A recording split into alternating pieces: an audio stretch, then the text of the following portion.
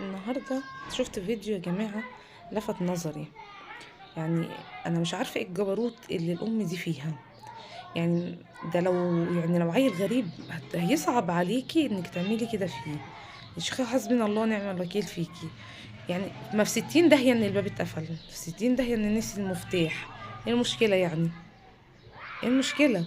اكسري الباب، جيبي النجار، اعملي أي نصيبة تاخدك. لكن تعرضي ابنك كده للموت في كده؟ ده جبروت.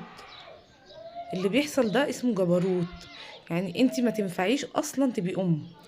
الولد لو الواد ده يعني كبر ان شاء الله ربنا يديله الصحه، هيفتكر لك ايه كويس. يعني ايه اللي انت عملتيه معاه كويس اصلا؟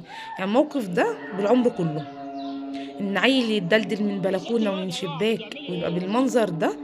فيعني انت جبروت. يعني زي ما بيقولوا شابوه ليكي. ده منك لله، منك لله يا بعيدة. ده أنا قلبي وقع في رجليا، أنا اللي مش أمه، أنا اللي ست غريبة قلبي وقع في رجليا. يعني إيه ده؟ نزعت الرحمة من قلبك؟ مفيش أمومة؟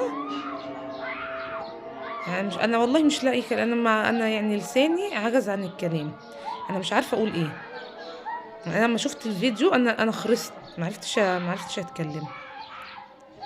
يعني خلي في رحمة. احنا مش ناس متخلفة، احنا دلوقتي الناس كلها متعلمة وكلها عارفة الدين وعارفة. يعني وصلت بيك المرحلة تدلدلي ابنك من شباك؟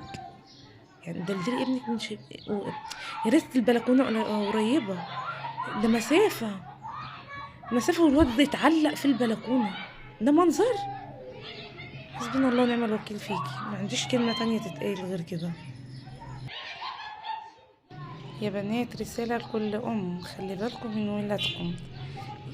عيالكم أمانة في رقبتكم. ربنا يحرسكم ويحرس عيالكم. ويا ريت محدش يكرر الموقف ده، وهي ربنا يهديها بعد الحسبانة طبعا.